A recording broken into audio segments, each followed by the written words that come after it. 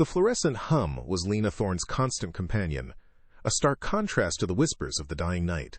Through the sterile corridors of St. Jude's Medical Center, at 3 a.m., she moved like a shadow, her security uniform a cloak of invisibility. Her eyes, however, missed nothing. At the dimly lit nurses' station, 2 junior residents, Dr. Anya Sharma and Dr. Ben Carter, huddled, their voices hushed. "Another blip with the Vance algorithm on Mrs. Henderson's vitals," Dr. Sharma murmured, a flicker of unease in her eyes. "Just a momentary dip, then self-corrected." Dr. Carter shrugged. "Probably just an old sensor. The algorithm's perfect, right? Dr. Vance wouldn't put his name on anything less." They quickly dismissed it, moving on to chart updates. Lena, pausing discreetly around the corner, filed the exchange away. Perfect? She'd heard that word too many times tonight. Days later, the hospital auditorium buzzed with anticipation. Dr. Elias Vance, head surgeon and celebrated innovator, strode to the podium, a charismatic figure bathed in the spotlight. "My AI-driven Vance algorithm," he announced, his voice booming with unshakable confidence, "represents an unprecedented leap in patient care. 0 error rate. Unrivaled accuracy." He beamed, accepting the applause like a king receiving tribute. Lena Thorne, a shadowy figure at the back, watched, her uniform blending into the wall. Lead. "Saman easy my zireso. Mind to sesta my king, dictin point Mr. F. 2 vol." The junior residents' hushed whispers about Wisso echoed in her mind. A tiny, persistent seed of doubt planted firmly in the fertile ground of her skepticism. Dr. Vance's ego, it seemed, was as vast as his ambition. Back in the quiet hum of the ICU wing, late at night, Lena's patrol led her past the patient monitoring station. Her eyes, trained for deviations, drifted across the complex screens. There it was again. A pattern. Momentary dips in vital signs data across multiple patients, just as Dr. Sharma had described. Blood pressure, heart rate, a subtle flicker, a fleeting instability, then a quick, almost imperceptible self-correction. The sophisticated Vance algorithm, designed to trigger alarms at the slightest critical change, remained silent. It registered these anomalies as within acceptable variance, dismissing them as noise. But Lena's gut, honed by years of observing the unseen, told her otherwise. It was a silent alarm, ringing only for her. The next morning, the calm was shattered. A flurry of nurses and residents rushed past Lena in the recovery room, their faces etched with urgency. On a gurney, an elderly patient, Ms. Evelyn Reed, was being wheeled back towards surgery, an oxygen mask obscuring her face. "Unexpected post-op complication," a nurse muttered, frustrated. Lena watched, a cold dread creeping up her spine.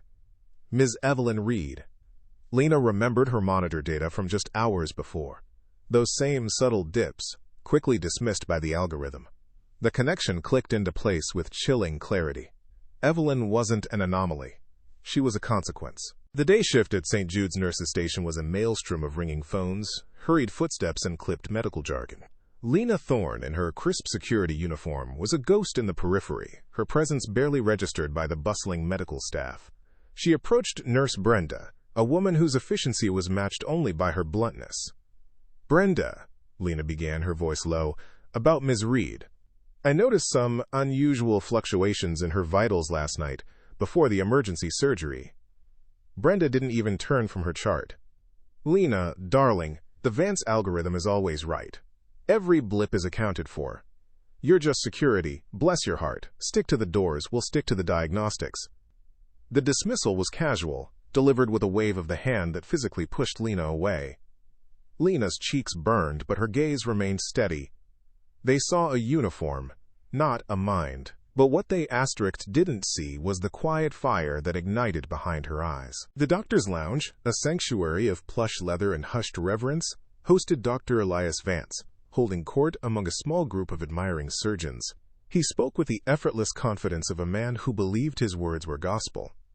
"Ms. Reed's complication," Vance declared, swirling a cappuccino in his hand, "was, as expected, an idiosyncratic patient response. A rare genetic predisposition, no doubt." He paused, letting his pronouncement hang in the air, then offered a condescending smile. The Vance algorithm, however, performed beautifully, identifying the anomaly early and allowing for immediate intervention, a testament to its unprecedented accuracy. Heads nodded in agreement, a chorus of affirmation. But Dr. Anya Sharma, perched quietly on the edge of a sofa, shifted uneasily. She remembered the fleeting blips she'd dismissed, the ones Lena had mentioned. A flicker of doubt, small and unwelcome, disturbed the perfect narrative Vance wove. Was it truly an idiosyncratic response, or a convenient truth? Lena's apartment living room was a small, quiet space that offered refuge from the hospital's sterile clamor. Late that night, the city lights blurred outside her window. Lena sat on her worn sofa, Ms. Evelyn Reed's face replaying in her mind. Should she let it go? Brenda's words echoed. You're just security. The hospital, Dr. Vance, they were an impenetrable fortress of authority and arrogance. But then she remembered the fear in Ms. Reed's eyes, the quiet suffering of a patient whose trust had been placed in a system Lena now suspected was flawed. How many more Evelyns would there be? How many unseen errors, dismissed as idiosyncratic, would be overlooked? The thought ignited a cold, hard resolve within her. She wasn't just security. She was an observer, a protector. And she would not stand by. They called me. Just security, she whispered to the empty room. But I'm about to become their worst nightmare. She opened her laptop, the screen illuminating her determined face. The hospital cafeteria, usually a vibrant hub, was quieter in the late afternoon lull. Lena spotted Dr. Anya Sharma, hunched over a salad, looking tired. This was her chance. Cautiously, Lena approached, not wanting to draw attention. Dr. Sharma, she said softly, sitting at an adjacent table. I hope you don't mind. Just a quick question, out of curiosity. Sharma looked up, surprised, then nodded. I overheard you and Dr. Carter the other night, discussing some blips in the Vance algorithm. Just wondering, have you seen anything similar since? Sharma's fork paused midair. Her eyes darted around the room before settling back on Lena, a guarded expression replacing her initial surprise. Minor anomalies, she conceded, her voice barely above a whisper. Within acceptable variance, of course, nothing critical. The algorithm is incredibly robust. Her words were quick, almost defensive, but Lena caught the hesitation, the subtle shift in her gaze, a tiny crack in the wall of certainty. It wasn't a full alliance, not yet, but it was a glimmer, a shared, unspoken concern. In the austere administrative office, Dr. Vance, impeccably dressed, addressed a panel of department heads. He gestured expansively, his voice resonating with unchallenged authority. We must remember, he intoned, that complex medical systems like the Vance algorithm are beyond the comprehension of non-clinical personnel. Their insights, while well-intentioned, lack the necessary foundational knowledge. His words, a casual swipe at anyone outside his immediate medical circle, were not aimed at Lena, but they struck her like a direct insult. He called her incompetent, unaware that his arrogance was only fueling the fire she had just ignited. From security guard to self-taught data scientist, what secret is she uncovering after hours? The hum of the public library's ancient computers was a lullaby to Lena Thorne. It was 2 a.m., the city outside a muted roar, but inside, Lena was in a different world. No longer just security. She was a student, driven by a quiet ambition that burned brighter than the fluorescent lights above. With every spare moment she could snatch between shifts, Lena immersed herself in the free online courses the library offered. Data science, medical device mechanics, basic coding, the complex terminology, the intricate logic, it all clicked for her. Her mind, so adept at scanning surveillance feeds for anomalies, now devoured algorithms and physiological data, finding patterns where others saw only noise. She wasn't just learning. She was building a silent arsenal of knowledge, preparing for a battle no one else knew was coming. The hospital trusts its tech, but Lena's spreadsheet reveals a pattern that could be deadly. Back at her security desk, amidst the blinking lights of the hospital's monitoring room, Lena's new skills found their proving ground. She'd set up a personal spreadsheet, a meticulously organized digital ledger, to track the subtle blips she'd observed. Patient A, Patient B, Patient C. devices from different manufacturers, different wings of the hospital. But the pattern was undeniable. A momentary dip in blood pressure, a fleeting spike in heart rate, always correcting itself before triggering an alarm. The Vance algorithm, designed for swift, decisive action, was blind to these microfluctuations, dismissing them as insignificant. Yet, Lena's gut, now backed by weeks of self-taught data analysis, screamed otherwise. This wasn't random. It was a specific sequence of conditions under which the algorithm momentarily faltered. A silent, systemic flaw hiding in plain sight. Even Dr. Vance's protege is starting to question his perfect system. What's next? In the surgical ward, Dr. Anya Sharma moved with the practiced efficiency of a resident, but a new unease prickled at her. Several post-op patients, officially stable under the Vance algorithm's watchful eye, were experiencing minor, unexplained setbacks, delayed wound healing, unexpected fatigue, a general slowness to recover that defied their textbook prognoses. She remembered Lena Thorne's quiet curiosity about blips in vital signs. At the time, she'd dismissed it, confident in the algorithm's touted infallibility. But now, seeing these subtle, recurring issues, a seed of doubt began to sprout. The algorithm said one thing, but her clinical intuition, a whisper of a forgotten observation, suggested another. She started making her own mental notes, a silent, growing tally against the perfect system. The hospital CEO thinks everything's perfect, but a security guard is about to shatter his world. In the gleaming executive boardroom, Dr. Elias Vance held court, radiating confidence. He presented the quarterly report to the hospital board, a glossy presentation replete with charts demonstrating the Vance algorithm's unprecedented success and increased operational efficiency. The board members, men and women in tailored suits, nodded approvingly, their faces alight with praise. A true visionary, Dr. Vance, one remarked. Revolutionizing patient care, another added. Unaware of the quiet, methodical investigation unfolding in the background, they celebrated, their trust in their star surgeon absolute. Vance, basking in the glow of their adulation, felt untouchable, his empire of innovation secure. A silent vow in the dark. She's coming for the truth. Will anyone believe her? Lena Thorne sat at her security desk, the panoramic windows framing the sleeping city. St. Jude's Medical Center, a beacon of healing, lay quiet around her. Her gaze drifted, settling on the phantom image of Ms. Evelyn Reed, frail and vulnerable, being rushed back to surgery. That image, that silent scream of a system's failure, solidified her resolve. She knew the battle ahead would be immense. A lone security guard against a medical titan and an entrenched institution. They would dismiss her, ridicule her, perhaps even try to silence her.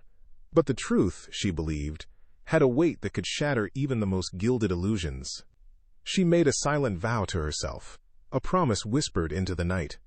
She would not let this go, no matter the personal cost. The truth would be heard. She's not just learning code. She's learning how to dismantle a billion-dollar lie.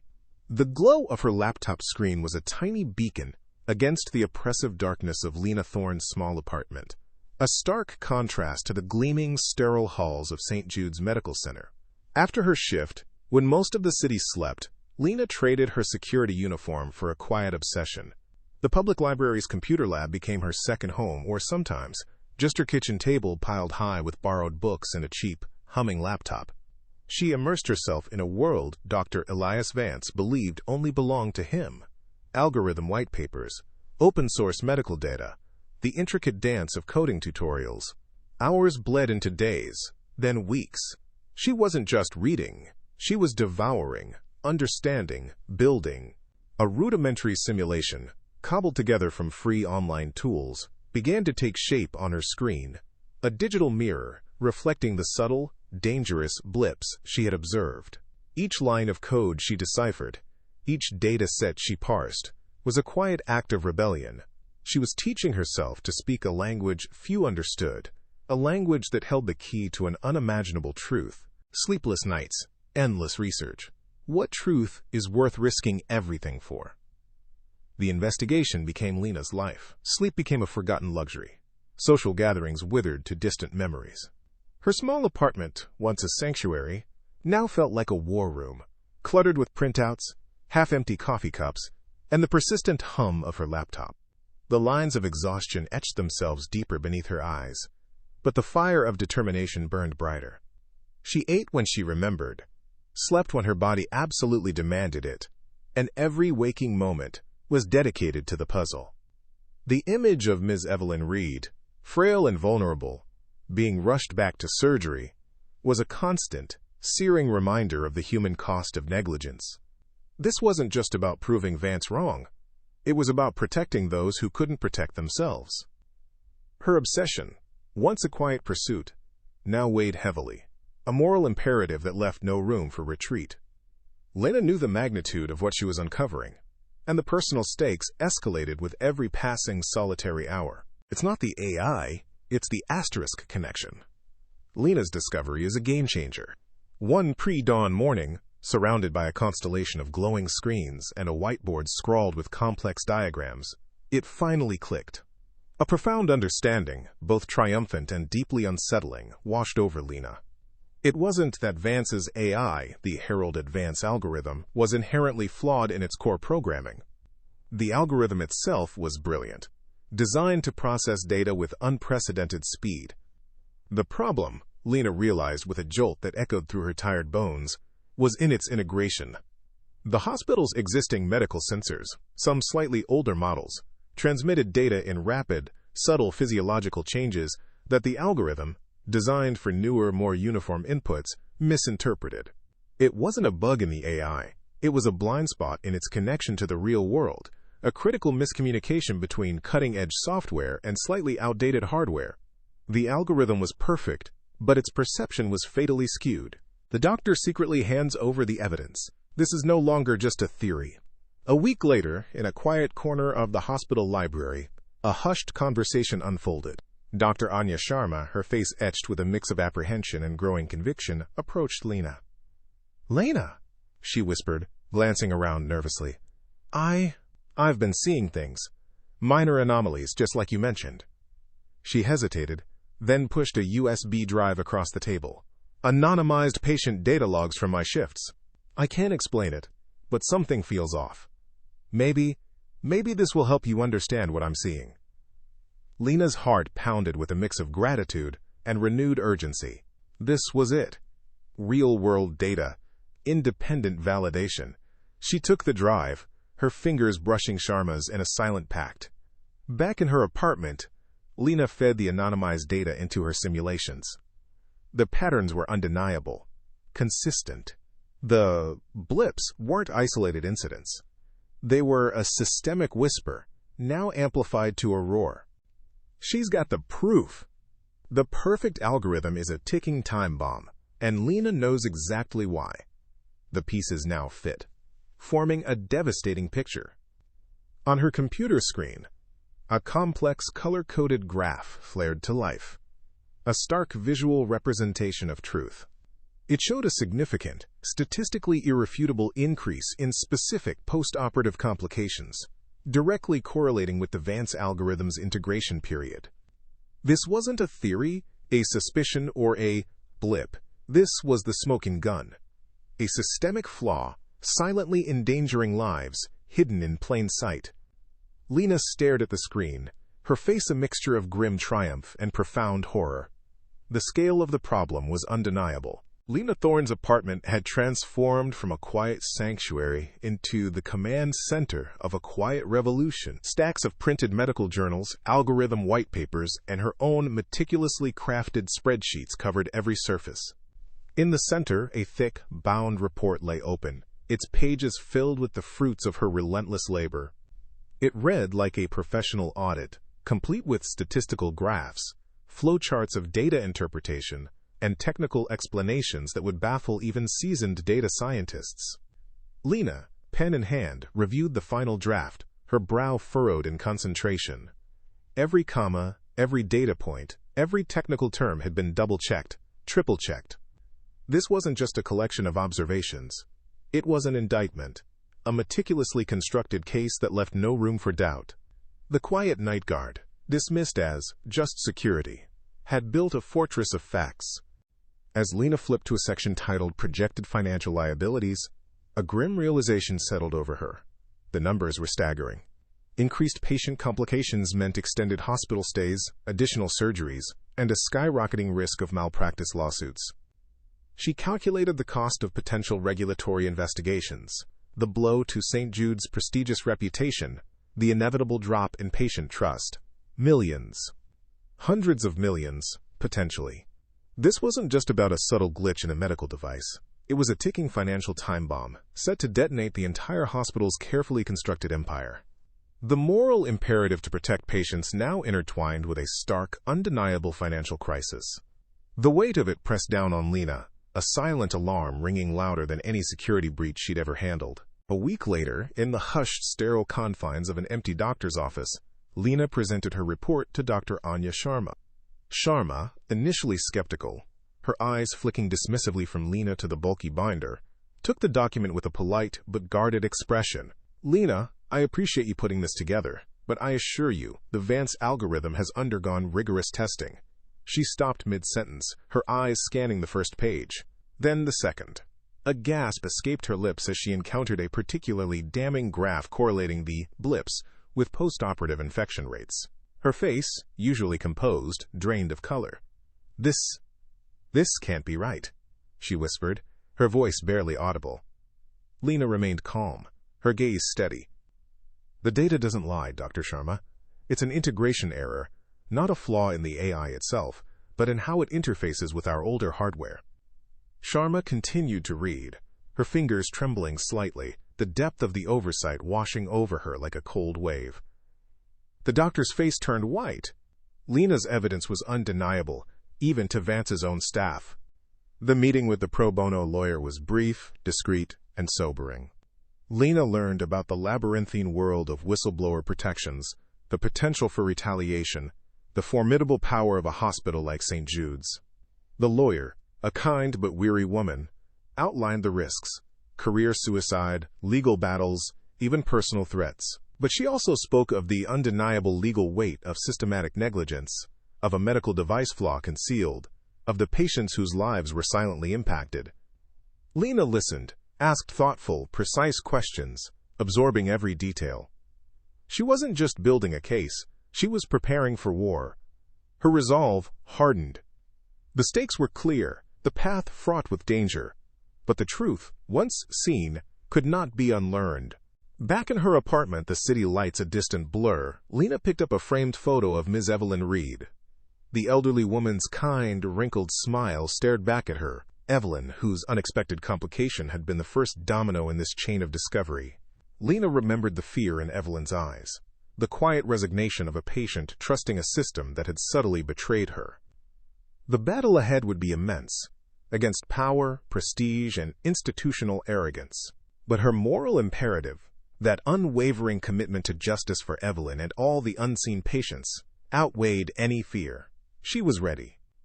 The quiet security guard was about to challenge the most powerful man in the hospital. The polished marble floors of Dr. Elias Vance's penthouse office gleamed under the midday sun, reflecting an empire built on precision and unparalleled medical innovation. Vance, the 58-year-old head surgeon of St. Jude's, leaned back in his ergonomic chair, a picture of affluent authority. His gaze, however, was fixed not on the panoramic Manhattan skyline, but on the security guard who had, against all protocol, requested an audience. Lena Thorne, 40, stood poised in her crisp security uniform, a stark contrast to the luxurious surroundings. "Patient safety protocols?" Vance repeated, a condescending smirk playing on his lips. His laughter, a low, dismissive rumble, filled the opulent space. "Miss Thorne, I admire your gumption. Very well. 5 minutes. Dr. Sharma, do join us. You might learn something about the concerns of the Asterisk support staff." Dr. Anya Sharma, a junior resident, entered.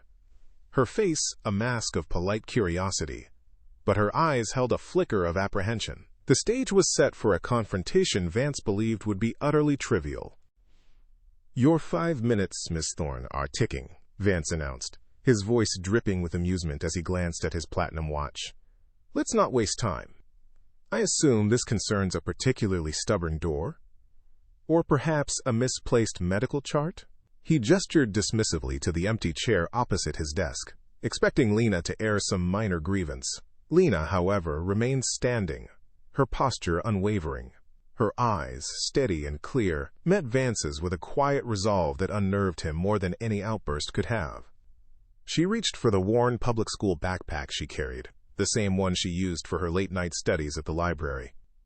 The simple act of unzipping it felt like the slow unraveling of Vance's carefully constructed world. He had built an empire, believing money and status dictated intelligence, but Lena was about to show him the true power of an overlooked mind. From her backpack, Lena pulled out a tablet, its screen already displaying a complex, anonymized graph. "Dr. Vance," she began, her voice calm and measured. "My observations over the past 6 months, corroborated by extensive data analysis, indicate a recurring pattern of minor physiological blips in patients monitored by the Vance algorithm." She tapped the screen, highlighting a subtle dip in a patient's oxygen saturation. "These transient anomalies, lasting less than 200 milliseconds, are consistently below the algorithm's alarm threshold. Yet they correlate directly with a statistically significant increase in post-operative complications, particularly in elderly patients undergoing specific cardiovascular procedures." Vance's smirk vanished, replaced by a frown of genuine confusion. Dr. Sharma, leaning forward, her eyes fixed on the tablet, gasped softly. This wasn't the rambling of a disgruntled employee. This was the language of data science, delivered with a precision that belied Lena's uniform. "Nonsense!"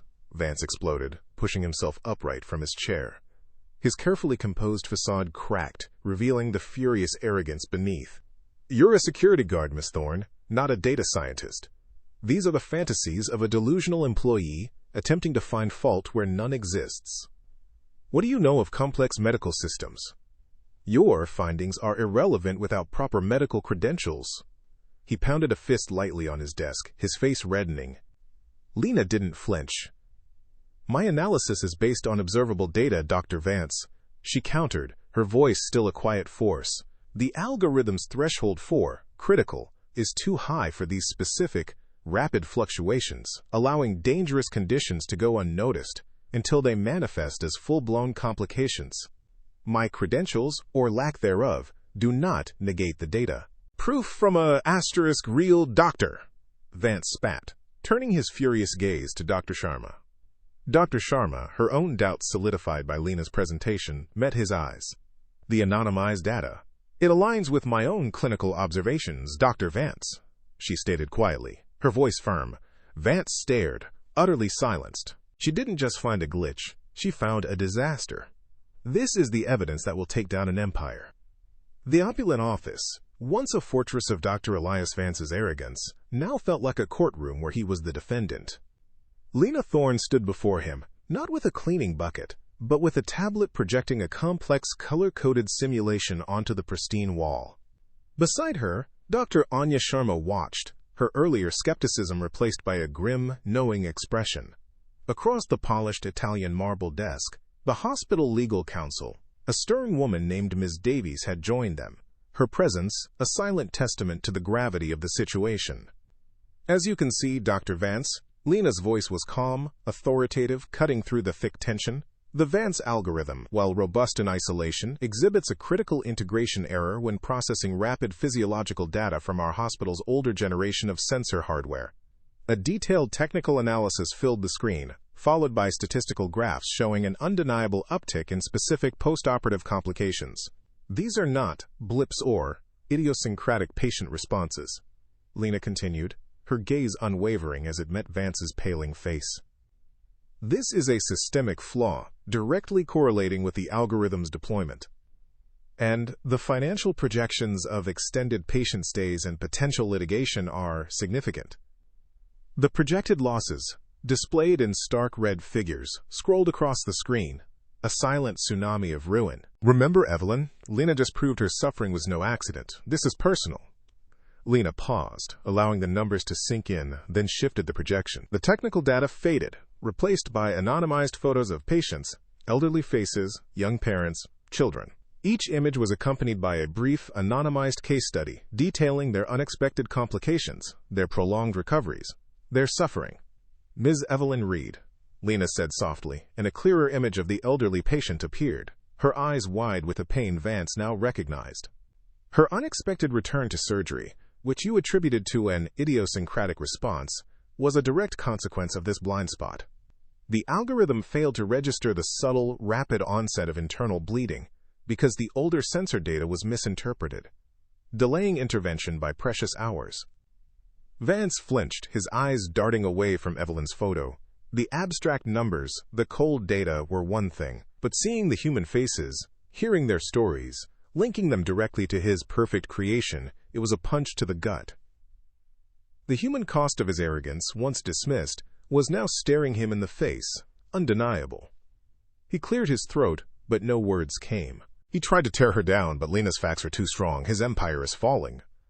"This is preposterous," Vance finally blurted, pushing himself up from his chair, his voice shaking with a desperate fury. "You're a security guard. You have no medical degree, no coding expertise. How dare you challenge years of clinical research with a homemade spreadsheet and a few online courses?" He pointed a trembling finger at Lena, attempting to reclaim the authority that was rapidly slipping away. "Your methodology is flawed, your conclusions are speculative, and your credentials are non-existent." Lena met his rage with unwavering calm. "My methodology is rooted in transparent data analysis, Dr. Vance. My conclusions are statistically significant. And my credentials, while perhaps unconventional, are sufficient to identify a pattern of error that your team, blinded by their faith in your name, overlooked." Dr. Sharma, seeing Vance's desperation, stepped forward slightly. "Dr. Vance, Lena's analysis of the data aligns with several minor anomalies I've observed personally. Her technical explanation of the integration error, it's sound." Sharma's quiet support, from within his own ranks, was another nail in Vance's coffin. His last stand was crumbling. The hospital's own lawyer just confirmed it. Vance is facing ruin. Ms. Davies, the legal counsel, had been silent until now, meticulously reviewing the documents Lena had provided. She closed the binder with a soft lead that echoed like a gavel.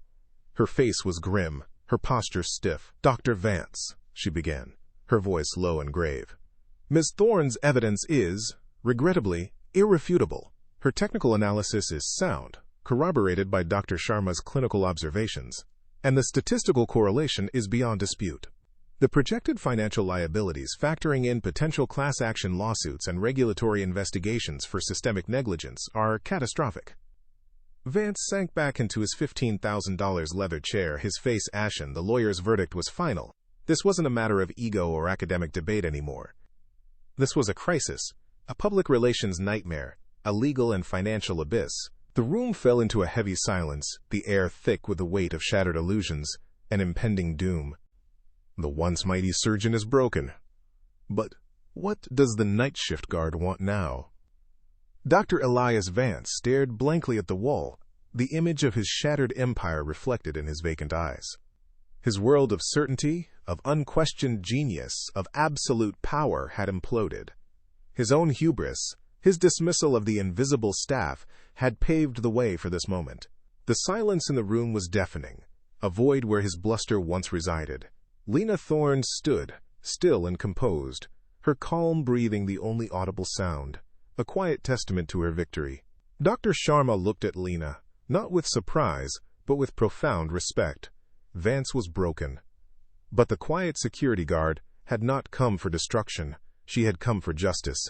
Dr. Vance, slumped in his opulent chair, stared at the comprehensive report Lena had laid before him. The legal counsel, a grim-faced woman named Ms. Davies, had just confirmed the irrefutable truth of Lena's findings. The silence in the room was heavy, but Lena Thorne, the night shift security guard, stood tall, her posture radiating a quiet, unyielding authority. Her voice, calm and steady, cut through the tension like a surgeon's scalpel. "My demands are simple, Dr. Vance," Lena began, her gaze unwavering. "First, a public acknowledgement of the Vance algorithm's flaw in its integration with the hospital's existing hardware. A full, transparent disclosure of the risks it presented to patients." Dr. Vance's jaw tightened, but he remained silent, his pride warring with the devastating reality. "Second," Lena continued, the establishment of a multi-million-dollar patient restitution fund. For every family affected by complications directly traceable to this oversight, there must be accountability and support. Dr. Sharma, who had been watching Lena with a mixture of awe and respect, nodded almost imperceptibly. And finally, Lena concluded, her voice gaining a subtle edge of steel, a complete overhaul of St. Jude's medical device oversight protocols, led by an independent division with the authority to audit and veto any new technology. This isn't about revenge, Dr. Vance. It's about justice. It's about patient safety. It's about ensuring that no one else suffers because of blind faith in a perfect system. The words hung in the air, each one a hammer blow to Dr. Vance's carefully constructed world. He looked at Lena, this security guard who had systematically dismantled his empire, and a flicker of something unexpected crossed his face.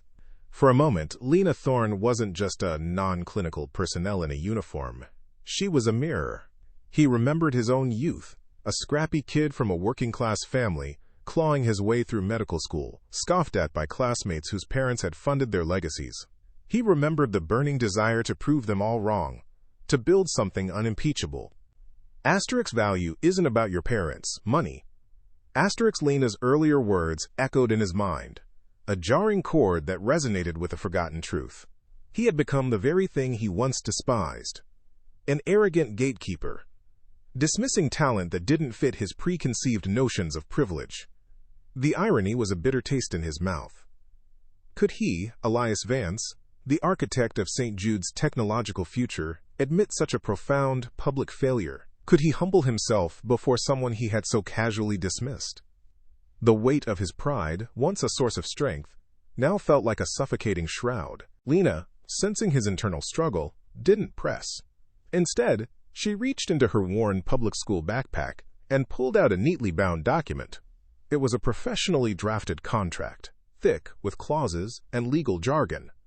"I've already prepared the terms, Dr. Vance," she said, sliding it across the polished desk.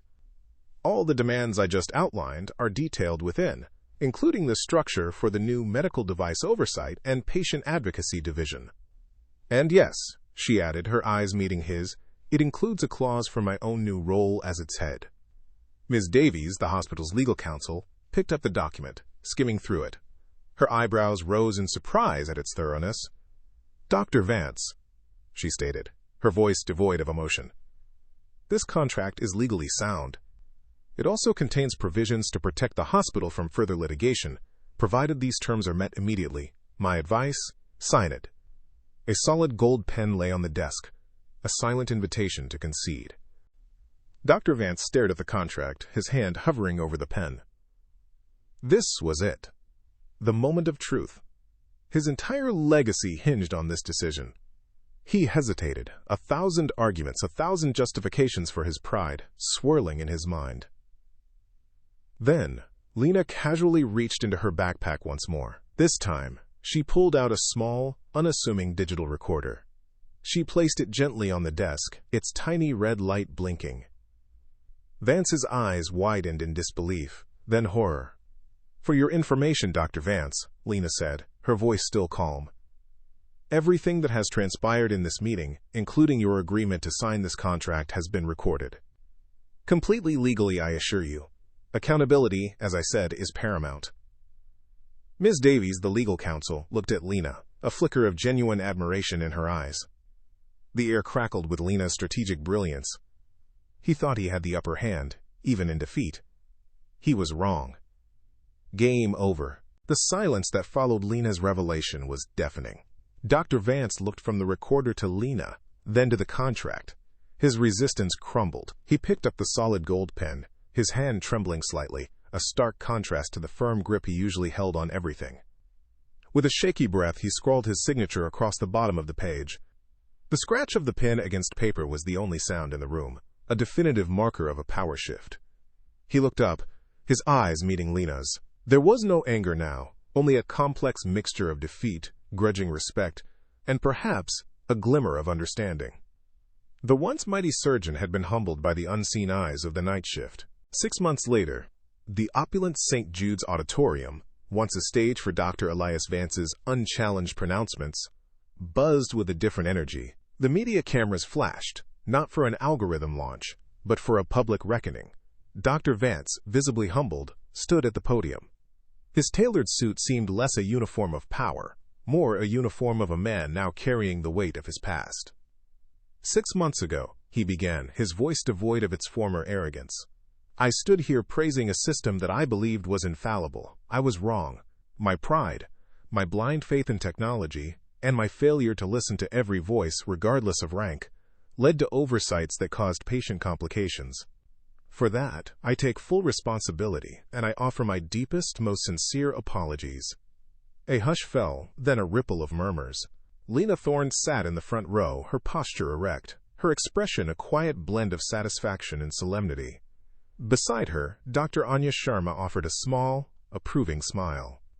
Today, Vance continued, his gaze sweeping over the audience. St. Jude's is establishing the Patient Advocacy and Restitution Fund, a multi-million-dollar commitment to those affected. And we are launching a new division, Medical Device Oversight and Patient Advocacy. Its mission, to ensure such a lapse in judgment never happens again. The applause was genuine, a testament to a sincere pivot. And, leading this vital new division, Dr. Vance announced, his eyes finding Lena in the front row, is the woman who had the courage, the intelligence, and the unwavering commitment to reveal our blind spot. Please welcome the head of Medical Device Oversight and Patient Advocacy, Ms. Lena Thorne. The applause erupted, a wave of recognition washing over Lena. She walked to the podium, her security uniform replaced by a sharp, professional blazer that somehow looked more powerful on her. She carried herself with a quiet dignity, a woman who had earned her place not through privilege but through sheer, undeniable merit. Thank you, Dr. Vance, Lena said, her voice clear and steady. My journey here began with observing patterns, with asking questions, and with refusing to accept that good enough was acceptable when lives were at stake. This division is a promise that every patient will be seen, every data point will be questioned, and every voice, no matter how quiet, will be heard. The auditorium rose in a standing ovation. It wasn't just for Lena, it was for the quiet triumph of truth, for the undervalued intellect that had finally been given its due. In the newly established Medical Device Oversight Office, Dr. Anya Sharma, now a senior surgeon, led a diverse team. The room buzzed with collaborative energy, whiteboards filled with complex flowcharts and data models. Lena watched from her desk, a proud smile gracing her lips. Our work here isn't just about fixing algorithms, Dr. Sharma passionately explained to her team. It's about fixing a culture. It's about understanding that true patient safety comes from a mosaic of perspectives, from the most junior resident to the night shift security guard. Every pair of eyes, every question, every observation holds potential value. We champion transparency, not just in data, but in communication. Lena nodded, her work already echoing through the hospital's core. Weeks later, in the bustling hospital lobby, a large screen displayed a news report. St. Jude's Medical Center, once embroiled in controversy, is now being hailed as a pioneer in patient safety and transparency, the anchor declared. Their innovative medical device oversight program, led by former night shift security guard Lena Thorne, has set a new industry standard. Dr. Vance watched the report with Lena, a look of genuine pride and humility softening his features. You know, Lena, he said, his voice tinged with reflection. I thought I understood success. I thought it was about building an empire, about being the smartest person in the room. He turned to her, a faint smile on his lips. You showed me that true success is about building a better system, and that the smartest person in the room is often the one no one bothered to see. On the hospital's rooftop garden, as the sun dipped below the Manhattan skyline, a Forbes reporter interviewed Lena and Vance. Dr. Vance, she asked, what's the biggest lesson you've learned? That true wealth isn't in what you accumulate, he replied, looking at Lena, but in what you build, and the greatest investment is in human potential, regardless of where it comes from. And Miss Thorne, your advice to others? Lena looked out at the city, a symbol of endless possibility. Never let anyone define your worth based on appearances or circumstances. Your origins don't determine your destiny. And always, always have evidence to back up your claims. They stood side by side, two leaders, forever changed, gazing at a new dawn.